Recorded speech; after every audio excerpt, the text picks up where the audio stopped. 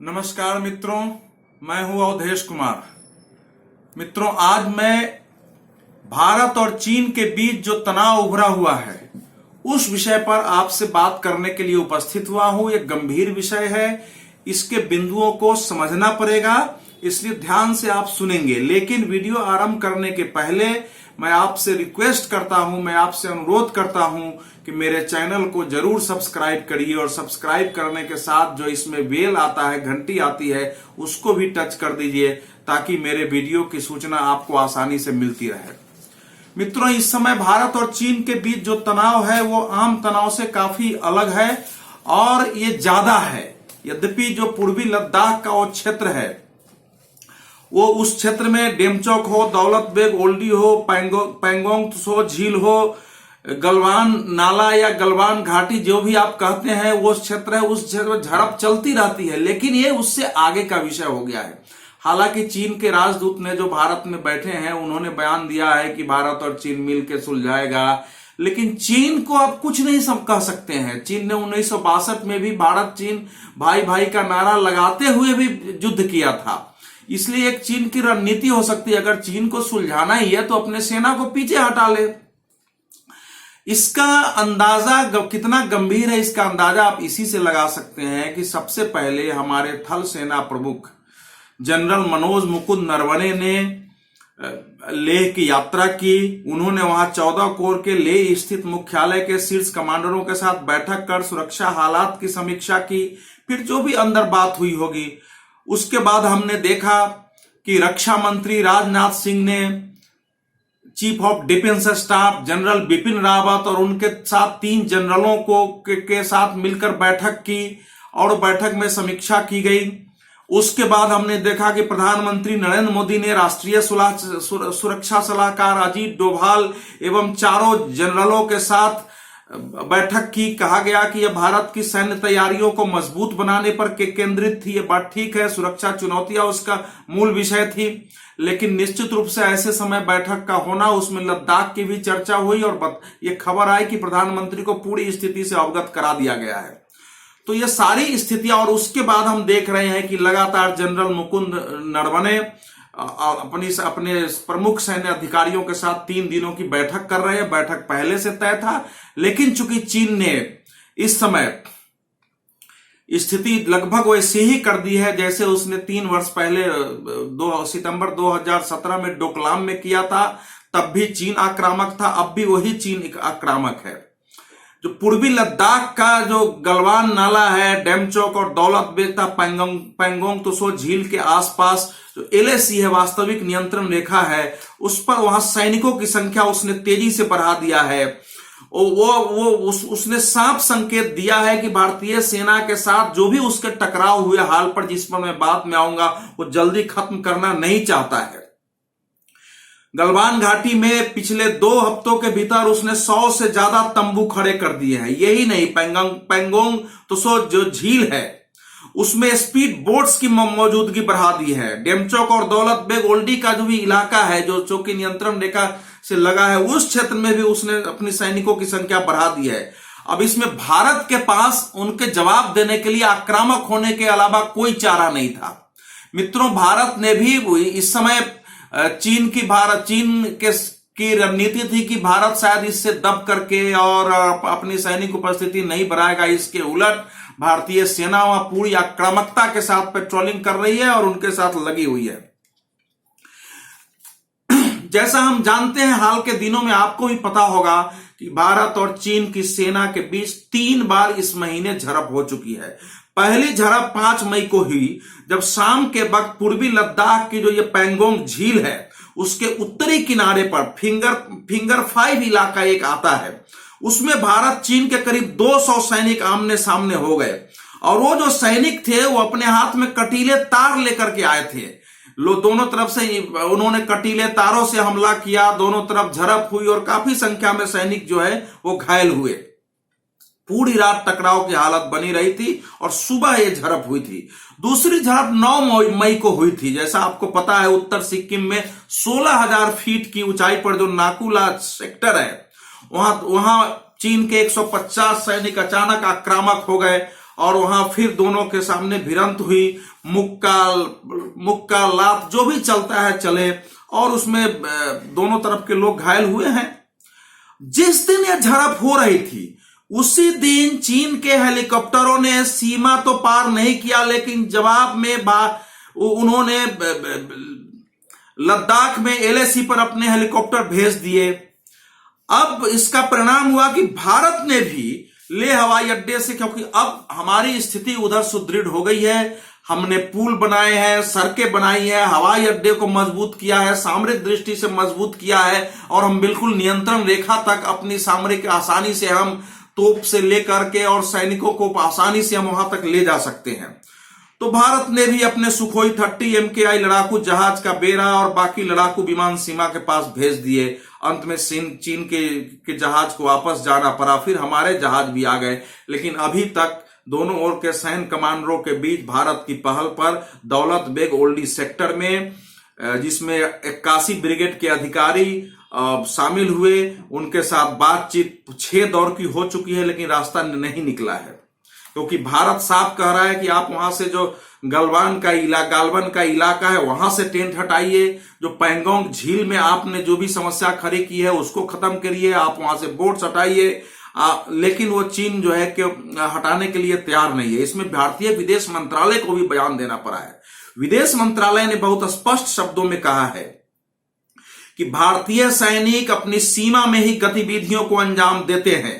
भारतीय सेना की एलएसी के पार गतिविधियों की बातें सही नहीं है, क्योंकि चीन ने आरोप लगाया था कि भारतीय सेना एलएसी पार कर गई है, लाइन ऑफ एक्चुअल कंट्रोल। ये बिल्कुल झूठ है, पार उन्होंने किया था। और तो विदेश मंत्रालय को इसीलिए उन्होंने साफ कहा कि यह चीन की हरकतें हैं जिनकी वजह से हमारी नियमित पेट्रोलिंग में रुकावट आती है। अगर हाल के दिनों में आप देखेंगे तो भारत के विदेश मंत्रालय की ओर से यह सबसे कड़ा वक्तव्य है, इतना कड़ा वक्तव्य, लेकिन कोई भारत के पास कोई उपाय नहीं था, क्योंकि चीन एलएसी का उल्लंघन कर तनाव बढ़ा रहा है और भारत पर मर रहा है। अब इसका परिणाम यह है कि एलएसी पर चीन के आक्रामक तेवर के कारण इस समय जो परिणाम हुआ है, भारतीय सेना भी पूरी तरह से डट गई है। यह भी जानना जरूरी है कि चीन के साथ 14 देशों की सीमाएं लगती है और 14 देशों से उसके सीमा विवाद है। रूस के साथ उसने हल करने की कोशिश की, लेकिन हल नहीं हुआ। जापान से द्वीप पर विवाद है, वो सारे वियतनाम के साथ, सबके साथ उसके विवाद है। ताइवान को लेकर के वो भारत पर अलग आक्रामक रहता है। तो इसीलिए 1900 जैसा हम लोग जानते हैं कि भारत और चीन के बीच 3488 किलोमीटर लंबी सीमा है, जिसको वो विवादित कहता है। वो कहता है कि हम मैकमोहन रेखा मानते ही नहीं है। 1962 के युद्ध में चीन ने भारत के अक्साई क्षेत्र पर कब्जा कर लिया था। अब अक्साई चीन तो कहने को शीत मरुभूमि है, लेकिन उसका सामरिक महत्व बहुत ज्यादा है। तो वो चीन हमेशा भारत से सशंकित रहता है, इसीलिए वो भारत पर दबाव बढ़ाने के लिए जैसे वो कहता है कि अरुणाचल प्रदेश हमारा इलाका है, क्योंकि तवांग का जो मठ है वो तिब्बत के दलाई लामा ने 5वें दलाई लामा ने बनाया था, और वो हमारा दक्षिण तिब्बत का हिस्सा है। वो कहता है कि 1914 में जो तिब्बत प्रतिनिधि और ब्रिटिश प्रतिनिधियों के साथ समझौता हुआ उसमें चीन शामिल ही नहीं था, वो तो तिब्बत के प्रतिनिधि थे, और आज तिब्बत हमारे पास है, इसलिए वो पूरा का पूरा क्षेत्र हमारा है।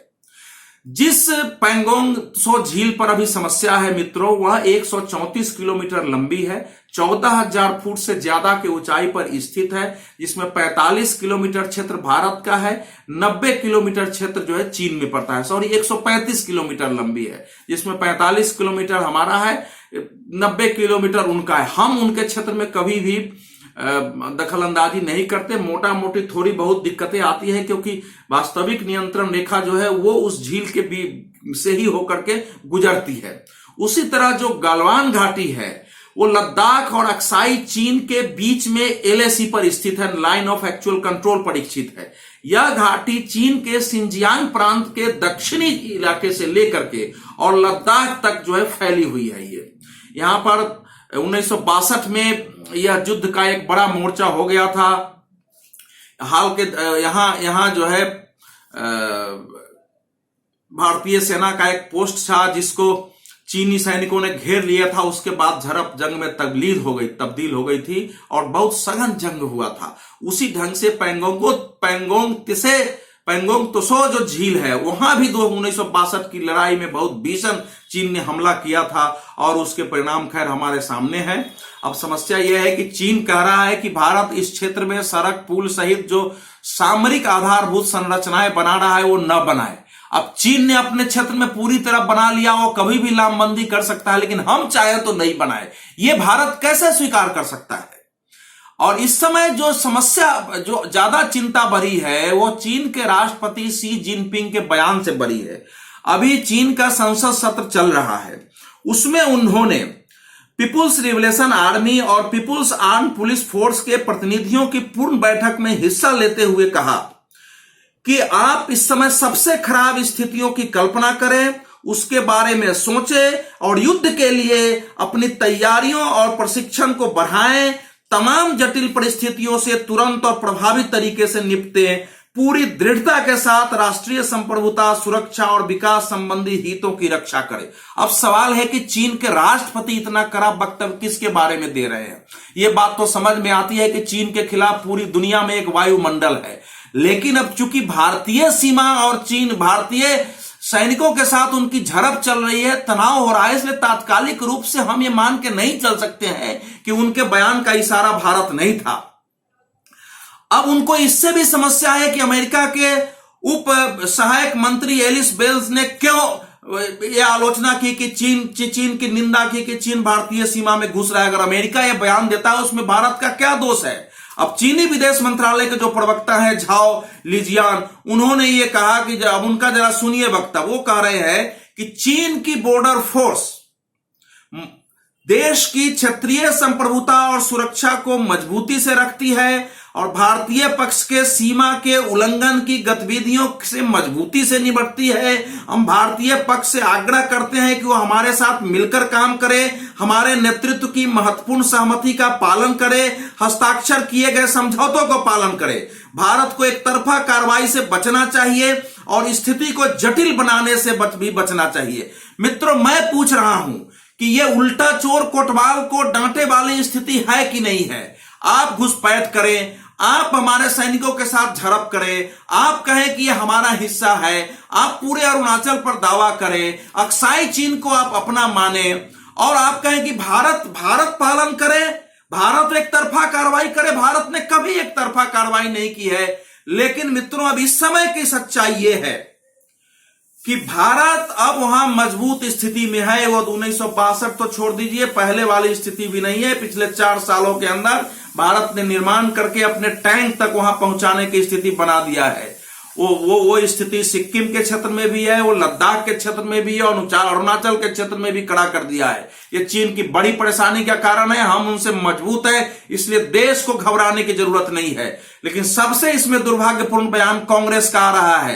पहले राहुल गांधी ने कहा कि सीमा पर क्या हो रहा है, देश के लोग जानना चाहते हैं, सरकार को देश को बचाना चाहिए। आज कांग्रेस की ओर से बाजाबता पत्र लिखा गया है कि पैंगोंग झील और गलवान जो नाला है, गलवान नाला या गलवान जो बांध है, वहां चीनी सैनिक कैसे घुसपैठ कर गए हैं। देश को विश्वास में लेकर के सरकार सब कुछ बताए। क्या ऐसी स्थिति में सरकार देश के सामने आए? क्या प्राइम मिनिस्टर इस स्थिति में आकर के कोई बड़ा बयान दे सकते हैं? क्या रक्षा मंत्री कोई बड़ा बयान दे सकते हैं? विदेश मंत्रालय का प्रवक्ता काफी है बयान देने के लिए। ऐसी स्थिति में सैन्य और कूटनीतिक गतिविधियां चलती है। सैन्य स्तर पर अलग बातचीत होती है, कूटनीतिक स्तर पर बातचीत होती है, जरूरत पड़ने पर राजनीतिक नेतृत्व के स्तर पर भी बातचीत होती है। और ये सब बातें बाहर नहीं की जाती है। ये कांग्रेस जैसी पार्टी आखिर क्या चाहती है देश में? ये बहुत शर्मनाक हरकत है कांग्रेस का।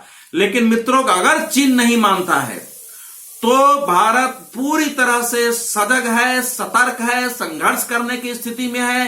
पूरे सैनिकोों की लामबंदी कर दी गई है। हमने डोकलाम में उनको बता दिया था, उनको सड़क बनाने की अपनी योजना के साथ पीछे हटना पड़ा। 73 दिनों तक हमारे सैनिक उनके सामने डटे रहे और फिर हमारे सैनिक डटेंगे। भारत कभी युद्ध नहीं चाहता है, हम बातचीत से समस्या का हल चाहते हैं। लेकिन कोई सैनिक ध्वंस हमको दिखाएगा तो हम उसके सामने झुकेंगे भी नहीं, उसका पूरा जवाब देंगे। ये 1962 का भारत नहीं है, चीन को समझना चाहिए। जो चीन के सरकारी मीडिया है वो जिस ढंग से भारत के खिलाफ आग उगल रहा है कि भारत को ये नहीं समझना चाहिए कि 1962 में तो हम दोनों की स्थिति समान थी, लेकिन आज हमारा जीडीपी भारत से 5 गुना ज्यादा है, हमारी फौज की संख्या ज्यादा है। लेकिन वो भी भूल रहे हैं कि उस समय भारत की सैन्य संख्या और सैन्य तैयारी कितनी थी, आज कितनी थी। उस समय भारत की विश्व में हैसियत क्या थी, आज क्या है। आज भारत विश्व के सर्व प्रमुख देशों में की कतार में खड़ा है और दुनिया का समर्थन भारत को है चीन के विरुद्ध। इसलिए चीन चेत जाए, चीन अपने सैनिकों को वापस बुलाए और जैसी स्थिति यथास्थिति कायम करे। बाकी अगर हमारे पास कोई चारा नहीं होगा, अगर चीन नहीं मानता है तो हमारे पास टकराव का कोई चारा नहीं होगा। मित्रों, वैसे भी मैं मानता हूं कि चीन जितनी जगह हमारा, चाहे वो पीओके का है, जिसको कि सक्शमस वैली को पाकिस्तान ने उनको दे दिया है, वो है अक्साई चीन का क्षेत्र है, और पूरे जिस ढंग से वो दावा करते हैं उसमें आज न कल 2-2 हाथ चीन से हमको करना पड़ेगा, तभी समस्या का समाधान होगा। तिब्बत कभी चीन का भाग नहीं था, तिब्बत को उसने हड़पा है, तिब्बत को आजादी मिलनी चाहिए, ये भी हमारी नीति होनी चाहिए। तिब्बत भारत और चीन के बीच में एक बफर स्टेट रहा है, फिर वो बफर स्टेट के रूप में आए। लेकिन ये सब बातें केवल बातों से नहीं होंगी, पूरी रणनीति बनाकर काम करना पड़ेगा। वो समय आएगा जब चीन को परास्त होना पड़ेगा। दुनिया अब चीन की दादागिरी को मानने के लिए तैयार नहीं है। धन्यवाद, नमस्कार।